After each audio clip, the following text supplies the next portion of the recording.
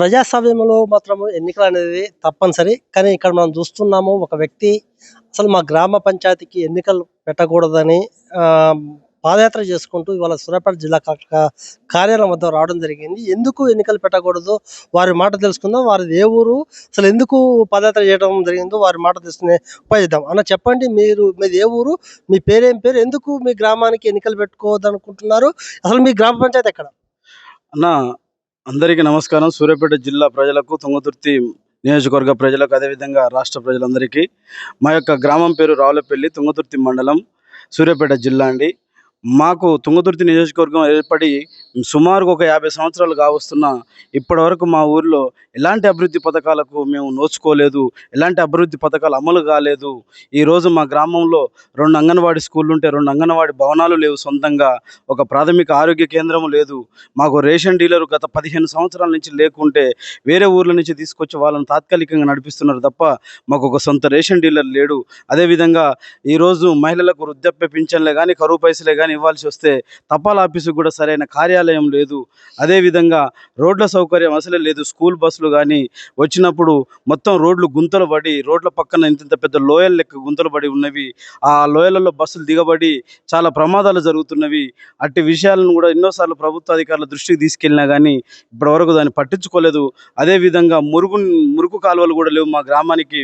గత తెలంగాణ ఏర్పడ్డాక అభివృద్ధి జరుగుద్దేమో అని మేమందరం తెలంగాణ ఉద్యమంలో ఉవ్వెత్తున పాల్గొంటే, తెలంగాణ ఏర్పడినాక కూడా మా యొక్క తుంగతుర్తి నియోజకవర్గంలో తిరుమలగిరిలో పైలట్ ప్రాజెక్టుగా 3 ఎకరాల భూమి, దళిత బంధు, అదేవిధంగా డబుల్ బెడ్రూమ్ ఇండ్లు, మిషన్ భగీరథ నీళ్లను పంచారు. కానీ మా యొక్క గ్రామానికి ఆ డబుల్ బెడ్రూమ్ ఇండ్లు కానీ, 3 ఎకరాల భూమి కానీ, దళిత బంధు కానీ ఎలాంటి పథకాలు ఇప్పటివరకు మా గ్రామానికి అందుకుంటలేవు.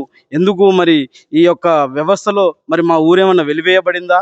మా గ్రామం ఎందుకు ఇంత ఒక్క రాష్ట్రం నుంచి వచ్చే అభివృద్ధి పథకాలకు నోచుకుంటలేదనే భావోద్వేగానికి లోనై ముఖ్యంగా చెప్పండి. ఇప్పుడు తెలంగాణ వచ్చింది నీళ్లు, నిధులు, నియామకాల కోసము. తెలంగాణ ప్రత్యేక రాష్ట్రం ఏర్పడడం జరిగింది. ఉమ్మడి ఆంధ్రప్రదేశ్లో మనకు అభివృద్ధి లేదని మనం తెలంగాణ తెచ్చుకున్నాము. అయినా కూడా సూర్యాపేట జిల్లాకు కూతవేటు దూరంలోనే ఉంది మీ ఊరు. అంటే మీ తుంగతుర్తి నియోజకవర్గం పక్కనే ఉన్నటువంటి సూర్యాపేట జిల్లాకు పక్కన నియోజకవర్గం తుంగతుర్తిలో అంతకుముందు గత ఎమ్మెల్యే గాదార్ కిషోర్ కావచ్చు, ఇప్పుడున్నటువంటి మందరస్వామి కూడా మీ గ్రామాన్ని పరుచుకోవడం కారణం ఏంటి? అదే తెలియడం లేదు. గత 4 పర్యాయాలుగా మా తుంగతుర్తి నియోజకవర్గం ఎస్సీ సామాజిక వర్గానికి చెందింది. కాబట్టి నా యొక్క కోణంలో మరి ఇక్కడ రాష్ట్ర ప్రభుత్వాల్లో ఉన్నటువంటి ఏదైతే రాష్ట్ర ముఖ్యమంత్రి గారు ఎవరైతే సామాజిక వర్గాలకు చెందిన వారు ఉన్నారో, మరి మా యొక్క తుంగతుర్తి నియోజకవర్గం ఎస్సీ సామాజిక వర్గం అని నిధులు విడుదల చేస్తలేరా? విడుదల చేసిన నిధులను కనీసం మరి మా ఎస్సీ సామాజిక వర్గం సంబంధించిన ఎమ్మెల్యేలకు వినియోగించడం చేత కావట్లేదో తెలియడం లేదు. కానీ మా యొక్క గ్రామం మాత్రం అభివృద్ధిలో కుంటుపడిపోయింది.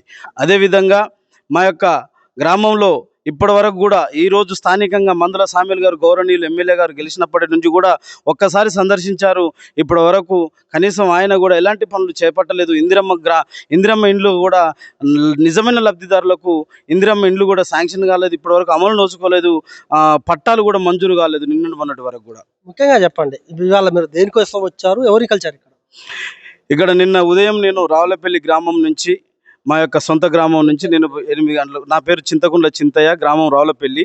ఆ యొక్క గ్రామం నుంచి నిన్న నేను ఉదయం 8 గంటలకు పాదయాత్రగా బయలుదేరాను. ఎన్నికల బహిష్కరణ అనే అంశంతో.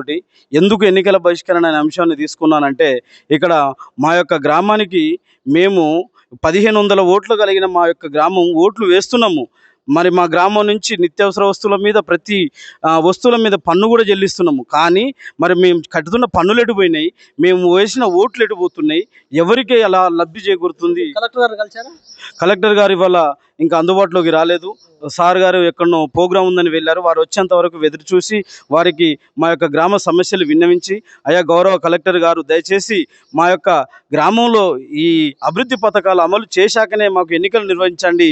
కానీ ఎలాంటి పథకాలు కానీ ఎలాంటి పనులు కూడా చేపట్టకుండా మీరు ఎన్నికలు నిర్వహిస్తే మా గ్రామస్తులమే మేము ఎన్నికలు బహిష్కరిస్తామనే ఒక సందేశంతో వినతి పత్రం ఇవ్వడానికి. ముఖ్యంగా చెప్పండి, మీ గ్రామంలో మీరు 1500 ఓట్లు ఉందని చెప్తున్నారు. మీరు ఒక్కరే బయటికి వెళ్ళారు, మిగతా వారు ఎలా పడ్డ కారణం ఏమో? అయితే ఈరోజు వాస్తవికత ఇది ఒక నిజమైన మీరు అడిగిన ప్రశ్నకు నిజమైనది. అయితే ఇక్కడ మా గ్రామంలో వచ్చేసి చాలామంది యువత చదువుల కోసం ఇప్పుడు చదువుకునే సమయాన్ని కాబట్టి వెళ్ళారు. అదేవిధంగా కొంతమంది ఈ వ్యవసాయ పనుల మీద ఉండడం వలన నేను వారందరి మద్దతు తీసుకొని గ్రామస్తుల పూర్తి సహకారాలతోటే నేను ఒక్కడిగా బయలుదేరి వచ్చి మొదటగా కలెక్టర్ గారికి విన్నవించుకున్నాక ఆ అభివృద్ధి పథకాలను ఒకసారి వివరించుకొని వెళ్ళాక ఆ ఏ ఒక్క కార్యాచరణ జరగకున్నా ఆ రోజు ఉవ్వెత్తున గ్రామ ప్రజలందరం కలిసి ఈ సమస్యలపైన గట్టిగా నిలదీయడానికి మరొకసారి మళ్ళా పాదయాత్రనైనా లేదంటే ఇదే జిల్లా గౌరవ కలెక్టర్ గారి ఎదురుగా ధర్నా చేయడానికి కూడా మేము సిద్ధంగా ఉన్నాము. మనం ముఖ్యంగా చూస్తున్నాము సూర్యాపేట జిల్లా తుమ్మూర్తి నియోజకవర్గము రావులపల్లికి సంబంధించినటువంటి యువకులంతా కూడా అసలు మా గ్రామానికి రోడ్లు కావచ్చు, లేకపోతే నీటి సమస్య కావచ్చు, లేకపోతే మురికాళ్ళు కావచ్చు, అంగన్వాడీ కేంద్రాలు కావచ్చు, బస్ సౌకర్యం కూడా అంతంత మాత్రమే ఉంది.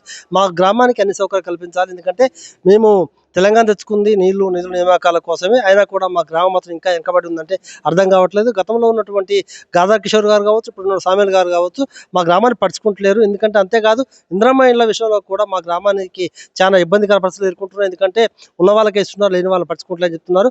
మేము ఒక్కనే కాదు, ఖచ్చితంగా గ్రామంలో ఉన్నటువంటి అందరూ కూడా రేపు వచ్చే ఎన్నికలు, స్థానిక సంస్థల ఎన్నికలు ఏదైతే ఉందో మా గ్రామం అభివృద్ధి కాకపోతే మాత్రం మేము బహిష్కరిస్తామని చెప్తున్నారు. అంతేకాదు ఆయన చెప్పేది ఏంటంటే తెలంగాణ తెచ్చుకోకుండా ఒకటేలాగా అనిపిస్తుంది మాకు. ఎందుకంటే ఆంధ్రప్రదేశ్ రాష్ట్రంలో మా ఊరు ఏ విధంగా ఉంది, ఇప్పుడు తెలంగాణ రాష్ట్రంలో కూడా అదే విధంగా ఉంది. జిల్లా కలెక్టర్ సంప్రదించిన తర్వాత మా కార్యాచరణ ప్రకటిస్తామని కూడా చెప్తున్నారు.